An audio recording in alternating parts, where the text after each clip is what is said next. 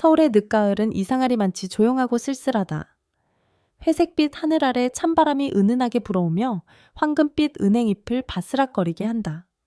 바쁜 도시 속에서도 시간이 잠시 멈춘 듯한 오후 한강변의 뚝섬 유원지는 유독 적막했다.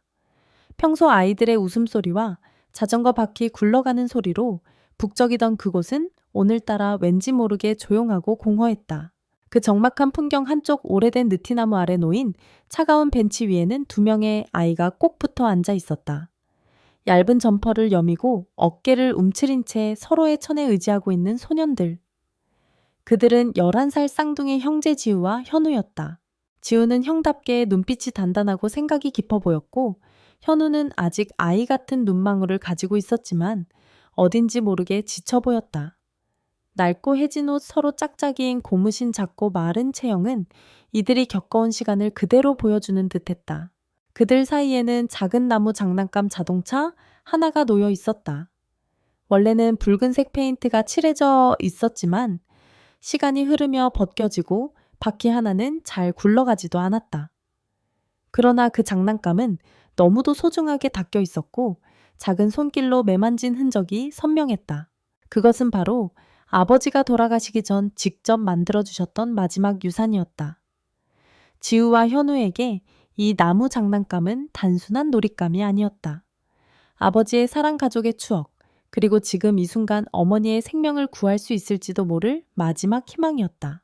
형 이거 정말 누가 살까 현우가 입술을 깨물며 속삭였다. 목소리는 바람에 섞여 떨렸고 그 떨림은 단지 추위 때문만은 아니었다. 그날 아침 이후 두 형제는 아무것도 먹지 못했다. 단지 근처 약국에서 얻은 컵에 물 한 모금으로 허기를 달랬을 뿐이다. 하지만 진짜 무서운 건 배고픔이 아니라 지금 집에서 혼자 누워 계신 어머니의 상태였다. 어머니 정민 씨. 남편이 세상을 떠난 후 쉼없이 일하며 두 아이를 키워왔던 그 강한 여인은 지금 심장질환이 재발해 침대에 쓰러져 있었다. 호흡은 점점 약해지고 있었고 의사는 하루라도 빨리 고가의 치료제를 써야 한다고 말했다. 하지만 집안엔 남은 돈이 하나도 없었다. 저축도 보험도 없었다. 이웃들은 쌀 한 줌 몇천 원의 돈을 손에 쥐어줬지만 그것으론 어림도 없었다. 지우는 결심했다. 아버지의 유품을 팔아 어머니를 살리자고. 비록 마음이 아팠지만 그것밖엔 방법이 없었다. 지우는 현우의 차가운 손을 꼭 잡으며 눈을 감고 속삭였다. 엄마 꼭 살리자. 우리 둘이 어떻게든 해내자. 그 순간에도 수많은 사람들이 벤치를 지나쳤다. 어떤 사람은 멀뚱히 쳐다보다가 그냥 갔고 어떤 사람은 아이들의 손에 들린 장난감을 보고 이게 뭐야 하고 묻다가 이내 고개를 저었다. 하지만 대부분은 그들을 보지 못한 척 존재하지 않는 것처럼 지나쳐갔다. 희망은 잠깐 고개를 내밀었다가 다시 찬바람 속으로 사라지기를 반복했다. 해는 점점 지고 공원은 어둠에 잠겼다. 형제의 마음은 점점 조여왔고 혹시나 하는 기대도 점점 희미해졌다. 그때였다. 반짝이는 검은 세단 한 대가 공원 입구에 멈춰섰다. 차량 문이 열리며 키가 크고 말끔한 슈트를 입은 남자가 내렸다. 서울의 건설회사 회장 강도윤. 차가운 인상의 중년 남자, 늘 비즈니스에만 몰두하던 그가 우연히 이 공원을 걷고 있었다. 하지만 그의 눈은 문득 벤치 위에 두 아이와 그 사이에 놓인 장난감에 멈췄다. 그 순간 그의 머릿속을 스치는 어떤 기억, 너무도 닮은 장난감, 그의 딸 은비가 생전에 가장 아꼈던 나무 자동차. 강도윤의 가슴 어딘가 오랫동안 봉인해 두었던 감정이 조용히 깨어났다. 그는 잠시 멈춰섰고 눈길은 두 아이에게로 향했다. 바람은 여전히 차가웠지만 그날의 공기는 이전과 달랐다. 무언가가 바뀌려 하고 있었다. 강도윤 회장은 발걸음을 멈추고 그 자리에 한동안 서 있었다. 양복 안주머니에 손을 넣은 채 차가운 시선으로 아이들을 바라보는 듯했지만 그의 눈빛 어딘가에는 미세한 흔들림이 있었다. 세상이 알지 못하는 감정의 균열이 지금 그의 마음속에 아주 조용히 시작되고 있었던 것이다. 차장님 괜찮으세요? 조수석에서 내린 비서가 조심스럽게 물었지만 그는 아무 대답도 하지 않았다. 그저 천천히 마치 오래된 꿈속을 걷는 사람처럼 아이들이 있는 벤치 쪽으로 다가갔다. 이거 너희가 파는 거니? 그의 목소리는 낮고 건조했지만 그 속에는 무언가 설명할 수 없는 떨림이 있었다. 지우는 깜짝 놀라 고개를 들었다. 현우는 본능적으로 형의 팔을 꽉 붙잡고 뒤로 숨었다. 검은 슈트 단정한, 머리 무표정한 얼굴. 그 남자는 아이들에게는 전혀 다른 세계의 사람이었다. 네, 네 아저씨. 이거 팔아요. 지우는 조심스럽게 대답하며 조심스럽게 장난감을 들어 보였다. 우리 아버지가 만들어주신 거예요. 조금 낡았지만 정말 소중한 거예요. 근데 엄마가 아파서 약값이 필요해서 말을 이어가는 목소리가 갈라졌다. 지우의 눈동자는 흔들렸고 현우는 입술을 깨물며 고개를 숙였다. 강도윤은 장난감을 조심스럽게 받아들었다. 손끝에 닿는 나무의 촉감, 조심스럽게 칠해진 페인트 시간의 흔적. 모든 것이 그에게 너무도 낯익었다. 그리고 순간 기억은 선명하게 떠올랐다. 그의 어린 딸 은비. 작은 손으로 이와 똑같은 장난감을 품에 안고 잠들던 모습. 아빠, 이거 은비가 제일 좋아해라며 해맑게 웃던 그 표정. 그 기억은 그를 숨막히게 만들었다. 얼마면 되니 그가 조용히 물었다. 지우는 당황했다. 돈을 얼마 받겠다는 계산 따위는 해본 적이 없었다. 그저 누군가가 이 장난감을 사주기만 하면 좋겠다고 기도했을 뿐이다. 아저씨가 주시는 대로요. 엄마 약을 사야 해서요. 지우는 고개를 숙이고 떨리는 목소리로 말했다. 강도윤은 지갑을 열었다. 그리고 아무 말 없이 가장 큰 지폐 몇 장을 꺼내 지우에게 내밀었다. 이걸로 약 사라. 지우는 깜짝 놀라 그 돈을 바라보았다. 지금껏 본 적도 없는 액수였다. 너무 많았다. 아저씨. 너무 많아요. 이건 장난감보다 훨씬 비싼 건데요. 하지만 강도윤은 고개를 저었다. 괜찮다. 나한텐 이게 값어치 있는 물건이니까. 그리고 조심스럽게 장난감을 손에 들었다. 그의 손끝이 미세하게 떨렸다. 감사합니다. 정말 감사합니다. 지우는 눈물이 핑 돌며 고개를 숙였고 현우도 조심스럽게 고개를 끄덕이며 인사했다. 그들은 서로 손을 잡고 벤치에서 벌떡 일어나 뛰어갔다. 마치 기적을 손에 쥔 듯 망설임 없이 뛰었다. 엄마에게 지금 당장 이 희망을 전해야만 했다. 강도윤은 그들의 뒷모습을 한참 동안 바라보았다. 작은 두 아이의 실루엣은 점점 어둠 속으로 사라졌고 그의 손 안에는 나무 장난감이 남아있었다. 그 순간 가슴 한켠에서 무엇인가 무너져 내렸다. 오랜 시간 가둬두었던 슬픔 회한 외로움이 천천히 틈을 타고 흘러나오기 시작했다. 그는 자신도 모르게 중얼거렸다. 그 아이들 어디까지 가는 걸까? 그리고 잠시 후 그는 차를 향해 돌아섰다. 운전기사님, 네 회장님 그 아이들 따라가 보게. 멀리서 눈치채지 않게. 비서는 놀랐지만 아무 말 없이 고개를 끄덕였다. 고급 세단은 다시 조용히 시동을 걸고 형제의 뒤를 조용히 따라갔다. 도시는 여전히 분주했지만 강도윤의 마음속에는 어딘가 낯선 감정이 고요히 자라고 있었다. 뚝섬 유원지의 출입구를 빠져나온 지후와 현우는 숨이 차도록 달렸다. 겨울 해는 어느새 저 멀리 사라지고 서울의 밤이 천천히 깔리고 있었다. 두 아이의 손엔 아직 따뜻한 천이 남은 지폐 뭉치가 꼭 쥐어져 있었다. 지우는 형답게 속도를 늦추고 현우의 손을 잡아 끌며 속삭였다. 천천히 넘어지면 안 돼. 형, 진짜야. 우리 진짜 돈 받은 거야? 현우는 여전히 현실 같지 않은 얼굴로 형을 바라봤다. 진짜야, 엄마. 살릴 수 있어. 말끝이 채 떨어지기도 전에 두 형제의 눈에 익숙한 골목이 나타났다. 회색 시멘트 벽 낡은 전봇대 쓰레기 봉투가 쌓여있는 길모퉁이. 그 모든 것이 가난하고 촉촉한 냄새와 함께 집이라는 단어를 불러왔다. 반면 그들을 따라오고 있는 고급 세단은 조용히 그 골목 초입에 멈춰 섰다. 운전석에 앉은 기사 정성우는 백미러로 주인장의 얼굴을 살폈다. 회장님, 여긴 너무 좁아서 더 이상은 못 들어갑니다. 괜찮네. 난 여기서 내릴게. 강도윤은 천천히 문을 열고 차에서 내렸다. 차가운 공기가 양복 사이를 파고들었지만 그는 신경 쓰지 않았다. 그의 시선은 좁은 골목 끝을 향해 있었다.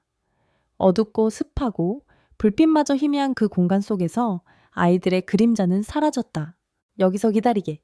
네, 회장님 회장님 조심하세요. 강도윤은 골목 안으로 조심스럽게 발을 들였다. 그의 구두는 익숙지 않은 비탈길을 조심스레 밟았고 그의 코에는 낯선 냄새들이 스며들었다. 곰팡이 내음 오래된 가스레인지에 타는 냄새, 그리고 사람들의 숨결이 섞인 진한 삶의 냄새. 그가 걷는 길, 그가 보는 풍경은 평생 다녀본 적 없는 다른 세계였다. 저 멀리 작은 전등불이 켜진 문 앞에서 두 아이가 문고리를 돌리고 있었다. 문 안쪽에서 기침 소리와 함께 쇠약한 목소리가 흘러나왔다. 지우야, 현우야, 돌아왔니? 엄마 우리 약 샀어. 돈 생겼어. 현우가 거의 울 듯 외쳤다. 하지만 돌아오는 건 기침 소리뿐. 그 순간 공포가 두 아이의 얼굴에 스쳤다. 형, 엄마 대답 안 해. 현우가 떨리는 손으로 문을 열었다. 강도윤은 그 장면을 골목 모퉁이에서 바라보며 숨을 멈췄다. 그리고 망설임 없이 앞으로 달려갔다. 작고 허름한 단칸방. 이불 아래 파묻혀 있는 여성의 얼굴은 창백하고 식은땀이 맺혀 있었다. 입술은 퍼렇게 질려 있었고 가슴이 천천히 오르내릴 뿐 목소리는 들리지 않았다. 정신 차리세요. 지금 병원 가야 합니다. 강도윤은 아이들을 제치고 침대 곁에 무릎을 꿇었다. 이 모든 상황이 그에겐 너무 낯설고도 급박했다. 그는 곧바로 휴대폰을 꺼내며 말했다. 정성우 씨 차를 골목 입구로 돌려. 긴급 이송해야 해. 지금 바로? 네. 그는 외투를 벗어 여인의 몸 위에 덮고 조심스럽게 안아 올렸다. 어깨에 느껴지는 무게는 가벼웠지만 그 무게 속엔 고단한 세월과 절망이 담겨 있었다. 지우 현우, 따라오거라. 단호하고 따뜻한 목소리에 두 아이는 말없이 고개를 끄덕였다. 그날 밤 골목 끝에서 번쩍이는 자동차 헤드라이트가 어둠을 찢고 달렸다. 그리고 그 차 안엔 인연이라 부르기엔 너무 기묘하고 따뜻한 세 사람이 함께 있었다. 서울 강북에 위치한 대형 종합병원. 이른 저녁임에도 불구하고 응급실은 여전히 분주했다. 구급차의 사이렌 소리 간호사의 구령 보호자의 울음 섞인 목소리가 뒤섞여 공기를 묵직하게 만들었다. 그 틈을 가르며 검은 세단 한 대가 조용히 정문 앞에 멈춰섰다. 운전석에 앉은 정성우가 재빠르게 내려 뒷문을 열었다. 강도윤 회장은 한 손에 여인을 안고 내렸다. 그녀의 얼굴은 점점 창백해졌고 입술은 미세하게 떨리고 있었다. 환자 긴급 상태입니다. 심장질환 병력 있고 호흡 곤란 지속, 고열 동반. 그는 단호하게 말하며 가까이 있던 간호사에게 신속히 지시했다. 그의 말투엔 이미 병원의 VIP도 아닌 가족을 살리려는 절박함이 배어 있었다. 들것 이쪽입니다. 의료진이 곧바로 달려와 환자를 받았다. 지우와 현우는 병원의 냄새에 질린 듯 입술을 꾹 깨물고 아빠 품을 그리워하듯 서로의 손을 꼭 잡고 있었다. 간호사가 말했다. 보호자분 접수와 진료 동의서 작성 부탁드립니다. 제가 보증인입니다.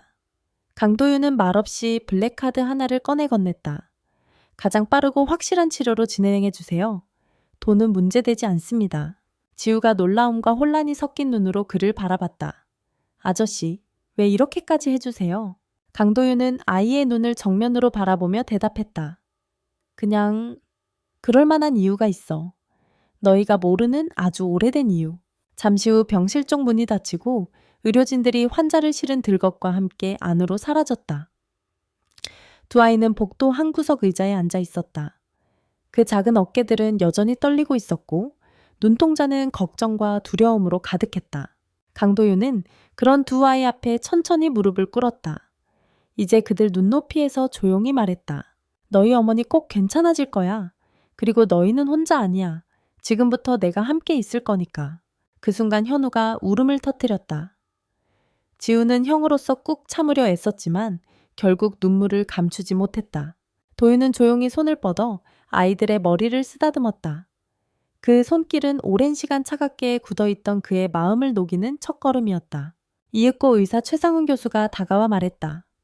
환자분 심장 기능이 급격히 저하되어 일시적으로 인공호흡기 착용했습니다. 지금은 중환자실에서 경과를 지켜봐야 합니다. 살 수 있습니까? 도윤의 목소리는 낮고 무거웠다. 다행히 병원 도착이 빨라 최악은 피했습니다. 하지만 앞으로 몇 주는 집중적인 치료가 필요합니다. 체력이 회복돼야 심장도 안정을 찾을 겁니다. 강도윤은 고개를 끄덕였다. 그리고 두 아이에게 조용히 말했다. 오늘은 우리 집에서 자자. 엄마가 나아질 때까지. 아이들은 그 말에 당황했지만 거절하지 못했다. 그들에겐 지금 아무런 선택지도 기댈 어른도 없었기 때문이다. 정성우 씨 아이들 먼저 데려가 주세요. 제가 잠시 더 남겠습니다. 정성우가 고개를 숙이고 아이들의 손을 잡았다. 얘들아 가자. 아저씨 집에는 따뜻한 밥이 기다리고 있어. 그 순간 병원 복도는 마치 시간이 멈춘 듯 조용했다. 두 아이의 발소리가 멀어지고 도윤은 중환자실의 문 앞에 조용히 남았다. 그는 한참을 그 자리에 앉아 있었다. 묵묵히 아무 말도 없이. 그리고 천천히 처음으로 눈을 감았다. 아내와 딸을 떠나보낸 날 이후 처음으로 누군가를 위해 간절히 기도했다. 그의 마음 어딘가에서 오래된 슬픔이 희미한 희망으로 바뀌고 있었다. 정성우 기사님의 차량이 강남 외곽의 고급 주택가에 들어섰을 때 지우와 현우는 창밖을 물끄러미 바라보고 있었다. 좁고 어두운 골목길 곰팡이 냄새 나던 단칸방과는 너무도 다른 세상. 차는 곧 하얀 담벼락과 넓은 정원이 있는 대형 단독주택 앞에서 멈췄다. 현우는 고개를 빼꼼 내밀며 속삭였다. 형 여기가 아저씨 집이야 진짜. 지우는 아무 말 없이 고개만 끄덕였다. 고급 주택 정문이 자동으로 열리고 차량은 천천히 진입했다. 잔디 정원과 분수대 그리고 나무 테라스. 두 형제는 그 모든 것이 마치 드라마 속 한 장면처럼 느껴졌다. 차가 멈추자 문 앞에서 한 중년 여성이 기다리고 있었다. 단정한 단발머리 고운 미소. 그녀는 도윤 회장의 오랜 집사 박선영이었다. 어서 와요, 아이들. 회장님께 이야기 다 들었어요. 그녀는 부드러운 말투로 두 아이에게 손을 내밀었다. 현우는 잠시 망설이다가 지우의 뒤에 숨어버렸고 지우는 조심스럽게 고개를 숙이며 인사했다. 안녕하세요. 저희가 좀 민폐를 끼치는 것 같아서. 아니에요. 여긴 원래 조용했는데 너희가 와서 더 따뜻해질 것 같구나. 박선영은 미소 지으며 문을 열었다. 그 순간 두 아이는 눈을 동그랗게 떴다. 천장에 샹들리에 대리석 바닥 길게 뻗은 복도와 양쪽에 줄지은 방들. 모든 것이 낯설고도 웅장했다. 이쪽으로 와요. 회장님께서 너희 방도 준비해 두셨어. 그녀는 두 아이를 데리고 2층으로 올라갔다. 긴 복도를 지나 도착한 곳은 나란히 있는 두 개의 방. 깔끔한 침대 책상 커튼, 그리고 난방이 켜진 아늑한 공간. 이 방은 지우 옆방은 현우 방이야. 필요한 거 있으면 언제든지 말해요. 지우는 방 안을 둘러보며 속삭였다. 이런 데서 자도 돼. 현우는 침대 위에 조심스레 앉아보았다. 폭신한 매트리스가 몸을 감싸 안았다. 형 너무 좋아서 무서워. 박선영은 잠시 두 아이를 바라보다가 부엌으로 내려갔다. 그리고 얼마 후 식탁 위에는 따뜻한 미역국, 고등어구이, 계란말이 김치가 정갈하게 차려졌다. 밥 먹자. 많이 먹어야 엄마 걱정도 덜지. 두 아이는 조심스럽게 앉았고 말없이 밥을 먹기 시작했다. 그릇을 비우는 속도는 느렸지만 한 입 한 입 간절하고 조심스러웠다. 식사 후 두 아이는 자신들의 방으로 돌아가 씻고 잠자리에 들었다. 하지만 낯선 공간, 지나치게 조용한 밤, 엄마에 대한 걱정이 머리를 떠나지 않았다. 지우는 침대에 누워 천장을 바라보다가 벽 너머로 속삭였다. 현우야, 아니, 형, 우리 진짜 여기 있어도 돼. 모르겠어. 근데 엄마 나을 때까지만이라도. 잠시 정적이 흐르고 현우가 다시 속삭였다. 그 아저씨, 이상하게 따뜻했어. 나도 그렇게 느꼈어. 그 밤 아이들은 완전히 잠들지 못했다. 하지만 그들이 깨어있는 동안 누군가 그 집의 복도를 조용히 지나가며 방 앞에 섰다. 강도윤이었다. 그는 조용히 문 앞에 서서 불 꺼진 방 안을 향해 잠시 머물렀다. 아이들의 숨소리를 들으며 마음 한구석이 이상하게 따뜻해졌다. 그는 천천히 고개를 들고 중얼거렸다. 이 아이들이 떠나면 나는 다시 예전으로 돌아가는 걸까? 그 질문의 답은 아직 없었다. 하지만 분명한 건 그날 밤 이 집 안 어딘가에는 오랜만에 누군가의 온기가 머물렀다는 사실이었다. 며칠이 흘렀다. 지우와 현우는 조금씩 새로운 생활에 익숙해지고 있었다. 아직 어색하고 조심스럽지만 박선영 집사의 따뜻한 보살핌과 정성스런 식사 덕분에 아이들의 얼굴엔 점점 생기가 돌아오기 시작했다. 형, 여기 밥 너무 맛있지? 현우가 아침을 먹으며 속삭이자 지우는 작게 고개를 끄덕였다. 엄마가 해주던 맛이랑은 다르지만 그래도 따뜻해. 학교도 곧 정해졌다. 강도윤 회장은 도심에서 가까운 사립초등학교에 두 아이를 임시 편입시키기 위해 직접 연락을 돌렸다. 그의 입김에 학교 측은 큰 이견 없이 수용했고 며칠 후 두 아이는 새로운 교복을 입고 등교를 시작했다. 정성우 기사가 매일 아침 차량으로 아이들을 데려다주고 데려왔다. 등하굣길의 현우는 어느새 정성우를 정기사 아저씨라고 부르며 친근하게 장난을 치곤 했다. 지우는 여전히 조심스러웠지만 가끔 조용히 창밖을 보며 입가에 미소를 띠기도 했다. 반면 강도윤은 여전히 일정한 거리를 유지하고 있었다.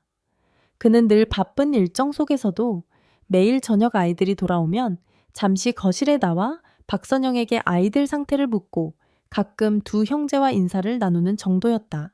그날도 마찬가지였다. 저녁 없이 식사를 마친 뒤 지우와 현우는 거실 소파에 나란히 앉아 책을 읽고 있었다. 도윤은 자신도 모르게 그 모습을 유심히 바라보다가 조용히 다가가 앉았다. 지우 무슨 책이니? 지우는 살짝 놀란 듯 책을 품에 안았다가 대답했다. 아, 사회과부도요. 학교에서 보라고 하셔서. 그래, 형인데 사회 좋아하나 보구나. 도윤은 책을 슬쩍 들여다보며 말했다. 현우는 바로 옆에서 조그맣게 말했다. 형은 공부 잘해요. 저는 그림책이 더 좋아요. 그래, 너도 공부보다 좋아하는 걸 찾아보는 게 중요해. 도윤의 목소리는 부드러워졌고 그 눈빛은 딸 은비에게 말을 건네던 옛날의 기억을 닮아갔다. 잠시 정적이 흘렀다. 도윤은 불쑥 입을 열었다. 혹시 엄마 보고 싶지 않니? 현우가 바로 고개를 끄덕였고 지우는 눈동자를 떨구었다. 매일요.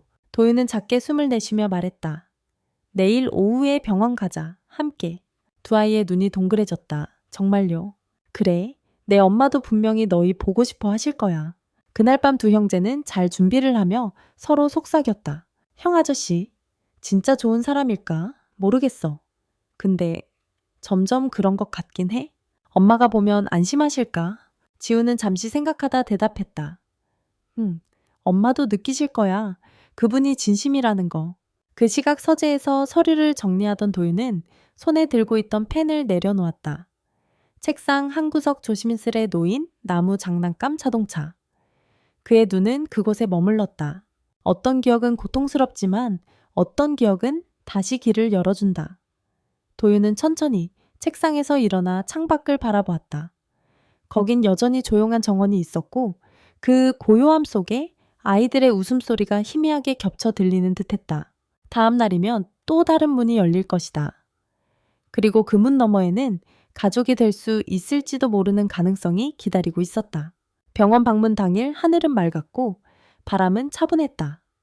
정성우 기사의 차량이 병원 정문 앞에 멈춰 섰을 때 현우는 아퓨리의 얼굴을 바짝 붙이며 소리쳤다. 형, 저기야, 저 건물이야.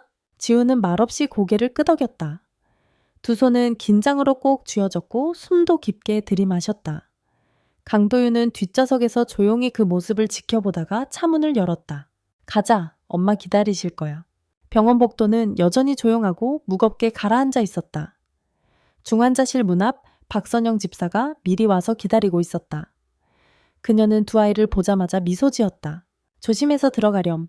큰 소리는 안 되는 거 알지, 네. 지우와 현우는 거의 속삭이듯 대답하며 문 안으로 들어섰다. 침대 위에 여성 오하영은 눈을 감고 있었지만 호흡은 안정되어 있었고 얼굴에도 생기가 돌아오고 있었다. 그녀는 아이들의 발소리에 천천히 눈을 떴다. 한순간 고요했던 병실 안공기가 바뀌었다. 엄마, 현우가 제일 먼저 달려가 침대 곁으로 뛰어들었다. 지우도 뒤따라가며 눈물을 글썽겼다. 얘들아. 하영의 목소리는 여전히 약했지만 두 아이의 이름을 부를 수 있을 만큼 힘이 돌아와 있었다. 그녀의 눈가에도 눈물이 맺혔다. 괜찮아. 밥은 잘 먹고 있어. 밤엔 잘 자고. 응, 아저씨 집 되게 커. 밥도 맛있고 침대도 푹신해. 형은 나한테 책도 읽어줘. 아이들이 번갈아가며 떠드는 소리에 하영은 흐느끼듯 웃었다. 그래? 우리 아가들 잘 있어줘서 고마워. 그 모습을 멀찍이서 바라보던 강도윤은 조용히 병실 가장자리에 선 채 말없이 눈을 내리깔았다. 하영은 문득 고개를 들어 그를 보았고 두 사람의 시선이 마주쳤다. 한동안 말을 잊은 채 서로를 바라보았다. 그의 눈에는 미안함과 안도가 섞여 있었고 그녀의 눈에는 감사와 약간의 거리감이 느껴졌다. 하영이 먼저 입을 열었다. 아이들을 돌봐주셔서 감사합니다. 그날 아니었다면 전 도윤은 손을 들어 조심스럽게 말을 끊었다. 괜찮습니다. 누구라도 그렇게 했을 겁니다. 하영은 약하게 고개를 저었다. 아니요.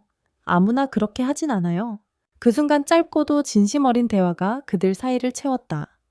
말은 적었지만 감정은 깊었고 둘 다 어쩐지 처음보다는 덜 어색해졌다. 그날 병원 복도에서 돌아오는 길 두 아이는 차 안에서 잔뜩 웃으며 서로의 손을 꼭 잡았다. 엄마 진짜 좋아졌지? 금방 퇴원하실 수 있을 것 같아. 도윤은 백미러로 그 모습을 슬쩍 바라보다가 조심스레 물었다. 너희는 다시 그 집으로 돌아가고 싶어? 지우와 현우는 눈을 마주쳤다. 잠시 정적이 흘렀고 지우가 천천히 대답했다. 엄마가 괜찮아지시면 다시 돌아가야겠죠? 그게 맞는 거니까요. 현우가 작게 중얼거렸다. 근데 난 여기 좋았어. 아저씨도 따뜻하니까. 그 말에 도윤은 놀란 듯 고개를 돌렸다. 현우는 그를 보며 웃었다. 아주 작은 진심 어린 미소였다. 그 미소가 강도윤의 마음 어딘가에 조용히 내려앉았다. 그리고 처음으로 그에게도 이런 생각이 스쳤다. 이 아이들과 이 여인, 내가 놓치고 살았던 무언가를 되찾게 해줄지도 몰라. 따스한 봄바람이 부는 4월의 어느 날. 병실 창밖으로 햇살이 부드럽게 스며들었다. 침대에 앉아있는 오하영은 창밖을 바라보며 숨을 길게 들이쉬었다. 가슴 깊이 차오르던 불안과 두려움은 이제 잦아들고 희망이라는 낯설지만 반가운 감정이 그 자리를 대신하고 있었다. 그녀 옆에 놓인 탁자 위 작은 화병에 아이들이 직접 꺾어온 노란 개나리가 꽂혀 있었다. 엄마 오늘은 퇴원하는 날이야. 현우가 신나서 두 손을 번쩍 들었다. 그동안 너무 보고 싶었어요. 지우는 손에 꼭 쥔 엄마의 퇴원 수속서를 보여주며 말했다. 하영은 아이들을 안아주며 눈물을 흘렸다. 우리 아가들, 이렇게 씩씩하게 커져줘서 고마워. 밖에서 박선영 집사가 문을 열며 말했다. 회장님께서 아래에서 기다리고 계세요. 이동 도와드릴게요.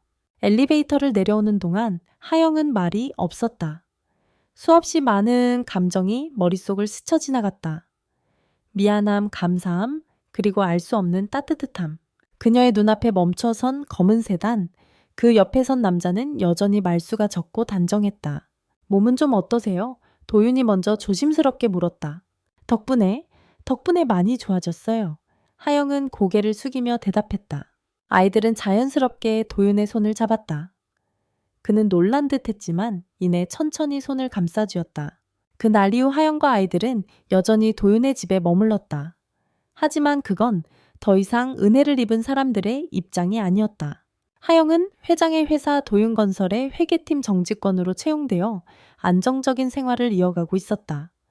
회사에서도 그녀의 성실함과 실력을 인정하며 곧장 중요한 프로젝트에도 참여시키기 시작했다. 그녀는 자립했고 그러나 도윤의 곁을 완전히 떠나진 않았다. 지우와 현우는 학교에 적응해 친구도 많이 사귀었고 주말이면 도윤과 함께 자전거도 타고 캠핑도 갔다. 그 관계는 은혜에서 동행으로 바뀌어갔다. 어느 날 도윤은 하영에게 정원을 함께 걷자고 제안했다. 저녁 노을이 물든 잔디밭 위 둘은 나란히 걸으며 말없이 발걸음을 맞췄다. 하영씨, 네, 나는요 예전엔 완벽히 혼자인 게 편하다고 생각했어요. 잃을 것도 기대할 것도 없으니까. 하영은 조용히 그의 옆모습을 바라보았다. 하지만 이제는 그 고요함보다도 지우가 책 읽는 소리, 현우가 웃으며 장난치는 소리, 그리고 당신의 잘 다녀오세요라는 인사가 더 그립습니다. 그의 목소리는 낮고 떨렸지만 진심이 담겨 있었다. 하영은 고개를 들었다. 그의 눈은 처음 그날처럼 차갑지 않았고 오히려 봄 햇살처럼 따뜻했다. 도윤 씨, 저도 어느 순간부터 당신의 말 없는 걱정이 아이들을 챙겨주는 그 손길이 참 고맙더라고요. 둘의 눈빛이 마주쳤다. 그리고 그 안에선 말보다 먼저 마음이 다가갔다. 그날 밤 도윤은 다시 그 오래된 나무 장난감 자동차를 책상 위에 올려두었다. 먼지가 털린 그 작은 물건은 여전히 칠이 벗겨져 있었지만 이제는 낡음이 아닌 기억이 되어 있었다. 몇 달 후 작은 마당에서 조촐한 결혼식이 열렸다. 하얀 드레스를 입은 오화영 심플한 정장을 입은 도윤. 아이들은 들뜬 얼굴로 꼬집을 뿌리며 엄미 아빠를 외쳤다. 웜에어 외쳤다. 박선영 집사는 눈물을 훔쳤고 정성우 기사는 축배를 들었다. 그 누구도 화려하게 꾸미지 않았지만 그날의 결혼식은 그 어떤 예식보다 따뜻하고 진실됐다. 사람들이 박수를 치는 가운데 도윤은 하영의 손을 꼭 쥐었다. 이제는 혼자가 아니에요. 우리 함께 다시 시작해요. 그리고 그 옆 작은 유리 진열장 안에는 오래된 나무 자동차가 조용히 놓여 있었다. 그것은 이제 단순한 장난감이 아닌 가족의 시작을 알린 소중한 연결고리였다. 그날 밤 도윤은 집 마당에 홀로 앉아 있었다. 멀리서 들려오는 지우와 현우의 웃음소리 부엌에서 요리를 준비하는 하영의 분주한 움직임, 그리고 따뜻한 바람에 실려오는 봄꽃의 향기. 모든 것이 너무 평화롭고 완전해 보였지만 그의 마음속 어딘가엔 아직 풀리지 않은 묵직한 감정이 남아 있었다. 그는 손에 쥔 나무, 자동차를 바라보며 생각했다. 이제 시작일지도 몰라. 진짜 가족이 되는 여정은 지금부터일지도.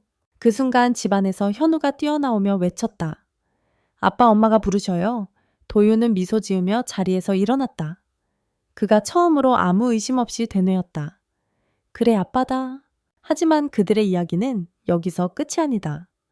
가족이란 사랑이란, 그리고 상처를 품은 사람들이 함께 살아가는 방식이란, 과연 시간이 지나도 이 따뜻함은 계속될 수 있을까? 과거의 그림자는 정말 모두 사라졌을까? 그리고 그들이 앞으로 마주하게 될 새로운 선택은 어떤 모습일까? 이야기를 쓰며 저도 모르게 여러 번 울컥했습니다. 이 이야기에는 우리가 일상에서 쉽게 지나치는 따뜻한 눈물, 그리고 가족이라는 이름의 의미가 고스란히 담겨 있었습니다. 상처 입은 이들이 서로를 치유해 나가는 과정을 통해 저 역시 마음 깊이 위로받는 느낌이었습니다. 여러분도 그랬기를 바랍니다. 이 이야기를 좋아해 주셨다면 좋아요와 구독 부탁드려요. 여러분의 댓글은 저에게 큰 힘이 됩니다. 계속 보고 싶으시다면 댓글에 파트 2 원해요 라고 남겨주세요. 그렇다면 우리의 가족이 다음엔 어떤 이야기를 써내려갈지 함께 확인하실 수 있어요. 시청해 주셔서 진심으로 감사합니다. 다음 이야기에서 다시 만나요.